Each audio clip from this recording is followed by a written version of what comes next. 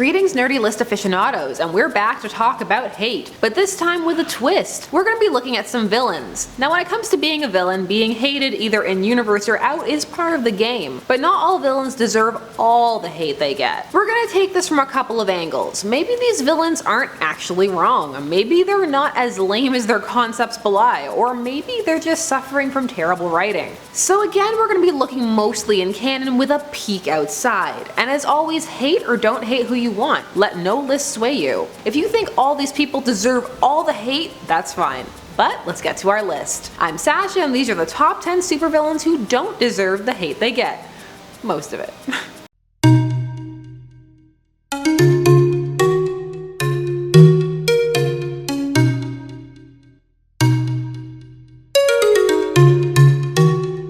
Number 10. KITE Man.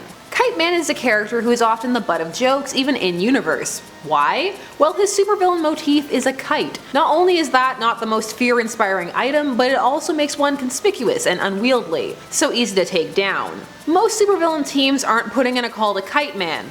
Not as a must-have member anyway. But KITE Man got a rebirth update in the form of a tragic backstory and an attempt to rationalize why he picked kites for his mantle. It tries. I'll give it that. His son was killed in the War of Jokes and Riddles, a battle between the Riddler and the Joker. The Riddler poisoned the string on his son's kite. So that made his father, Charles Brown, his father is Charlie Brown, I just fully clued into that, take up the mantle of KITE Man as an acceptance of the ultimate morbid joke that is life. Dark stuff. So KITE Man, yeah, he's not the darkest, most competent villain out there, but he showcases that with some work you can at the very least make a character interesting and have them factor into bigger plots. Not every villain needs to be on the A-list, you need the D-list. They make the A-list the A-list. Number 9. Stiltman, debuting in Daredevil number 8 in 1965. He's a villain on stilts, or rather telescopic legs. This is so he can do high-rise heists, and yes, it looks as ridiculous as it sounds. So he's actually counted as an arch foe of Daredevil. Here's the thing, Wilbur Day was always really unsuccessful no matter what he tried, and as we left the Silver Age behind, what most people noted when he came up was he was the villain on stilts. And well, from there his cred was just shortly thrown out the window.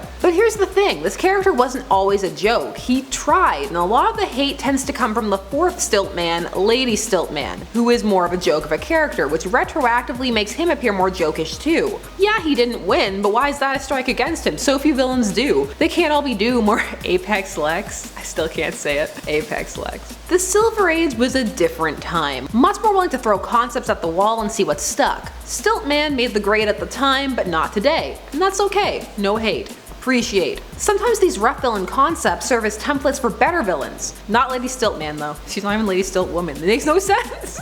Number 8. The Beyonder. The Beyonder is a Marvel cosmic being of seemingly infinite power. He first debuted in Secret Wars number 1 back in 1984. Secret Wars was the incredible successful crossover event that pulled characters from all over, all of the hot teams at the time, and pitted them against a host of villains. It was dramatic, gave the origin for Spidey's black costume, and was made to sell toys. I mention this only because people like to use this as a dig, but if the story is good and people like it, then so what? Lots of things start off with other intentions and grow beyond them. Speaking of beyond, the Beyonder would turn out to be the mastermind of this event, a childlike omnipotent being who was bored. This worked the first time, then Marvel decided to cash in with Secret Wars 2, Electric Boogaloo.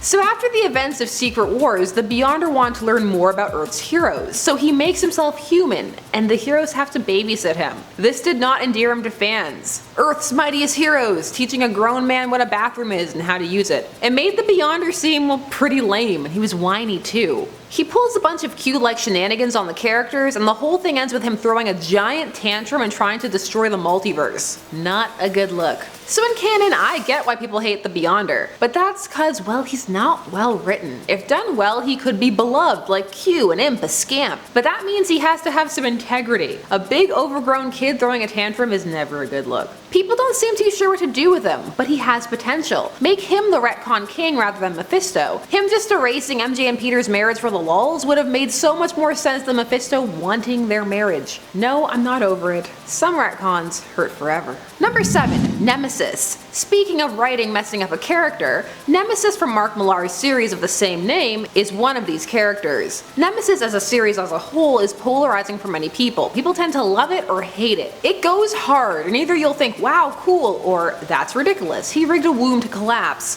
His design is really good though. It screams arrogance, a pure white costume. So Nemesis is this in-canon amazing god-tier supervillain. He planned it 8 years ago type stuff, but his whole thing is his mission to take down the protagonist for arresting his father. He's destroying his life, but then the reveal happens and it turns out that well, his motivation was a lie. I won't tell you how, but it really takes the wind out of everything and made many readers hate him. The thing is, take this moment out and Nemesis is still incredibly credible and dangerous, and one of those characters who frankly deserved a better story to be a part of. There's this crossover cover art of him fighting Mark Millar's Superior, and I always go, ugh, if only. This would have been so cool. Superior is like a really depressing take on Shazam that I'm 100% here for. Number 6. Cheetah. Cheetah gets made fun of all the time, mostly by people who don't read Wonder Woman or have only seen some of her more provocative or silly designs. But all versions of Cheetah have been a threat, and the modern iteration is rather tragic. Rebirth has revamped the third Cheetah's origin, this being Barbara and Minerva. This new origin sets up Diana and Minerva as friends after she is sent to the island to translate the Amazonian language. In this she ends up becoming Cheetah by accident and not out of selfish gain,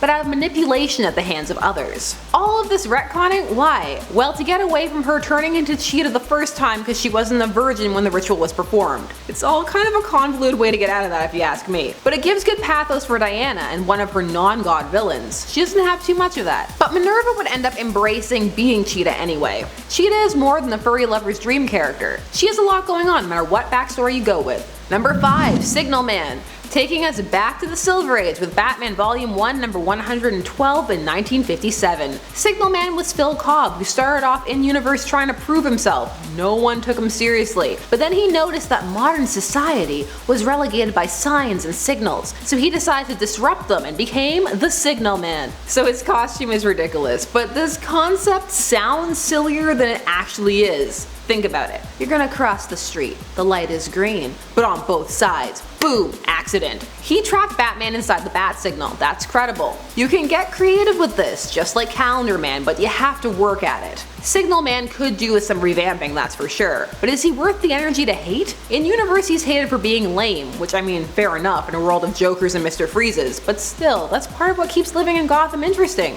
isn't it? Number 4. Rainbow Raider. Now the Rainbow Raider is another one of those villains who in universe is considered lame. The Flash just always seems so annoyed. He doesn't even call him his whole villain name. Granted it is long, but still, where's the respect? Now Rainbow Raider first debuted in Flash number 286 in 1980, so way past the Silver Age, which is why he gets a bit less leeway for having say a backstory of turning to crime because he was colorblind and couldn't make good art. His powers though are credible. He could actually influence people's moods and emotions by channeling different colors through a ray at them. He would be Chroma in the New 52, and in Rebirth his death would inspire a whole group of Rainbow Raiders in his honor. I like to think they also think his art is good. That would be nice for him. Sometimes characters get frozen in time in canon, like a bug trapped in amber. Chaos and Phantasma. Sorry, bit of a devil's backbone moment there. Still, sometimes when you check out where a character is in modern continuity, you may find you hate them a little less. Number 3. The Riddler. The Riddler has it rough. He's hated by the other rogues for being lame and annoying, hated by heroes, and also he's compulsive and jacks up people's crimes by leaving clues they hadn't intended on. Yeah. He's also hated for having lame or annoying riddles by in-canon characters and fans. Lately the Riddler's been getting a whole lot of airplay and well more appreciation outside of canon for being involved in some cool games and by people who enjoyed that hush twist. However, the Riddler, even without a Lazarus Pit boost or Gotham-ending event, deserves more credit and less hate. He's clever, and while the riddles being lame, how many cool riddles are there? Really what is cool is how hard his puzzles make Batman work, and that he presents a different kind of challenge that isn't just go here beat up this guy. With the Riddler, Batman gets to be a detective. The Riddler is also different, and it's A-list in recognition if not skill level. Riddle me this. I got nothing, I just wanted to say that. Also, the voice of the Riddler in Batman the Animated Series played Lionel Luthor on Smallville and Thaddeus Silva's dad in Shazam. Fun fact. Number 2. Paste Pot Pete. He appeared as such in Strange Tales number 104 back in 1963, and would later change his name to the Trapster for, well, obvious reasons. Who is going to be menaced by someone calling themselves Paste Pot Pete? No one. This has become a running gag in the Marvel Universe. Spider-Man couldn't even fight him, he was laughing so hard. That's humiliating. Still, does he deserve the hate or the mockery? Well, not really. He's quite a competent threat. Make fun of Paste all you like, it's not funny to the people on the plane he took down using it. He nearly killed the Human Torch. Changing his name to the Trapster in an attempt to be more menacing is deserved. People like to laugh at the name, but could you fight your way through a hardening thick pile of goo? I think not. Norman Osborn doesn't hire just anybody to kill for him. And our number 1, Magneto. So Magneto has a lot of people who hate him in-universe, and he is a terrorist and has done a lot of damage, so it makes complete sense. The thing is, Magneto can't exactly be called paranoid. He's been proven right numerous times. It's not surprising that Cyclops and others have joined him in the past. Magneto is an interesting case, because if one agrees with his message, behind all the violence etc, then do they really hate him? Or are they just not willing to be that extreme? Go to one of those online nerdy retailers and I bet your bottom dollar there'll be more than one Magneto was right shirt there. Some really feel that way, and for them, no, Magneto does not deserve the hate he gets. He's so popular at this point, few would even consider him hated, which makes him a good pick for number 1. Thanks so much for watching Top 10 Nerd. Don't forget to like, share, comment, and subscribe for more nerdy lists. I'm Sasha, and I'll see you again soon. Bye bye.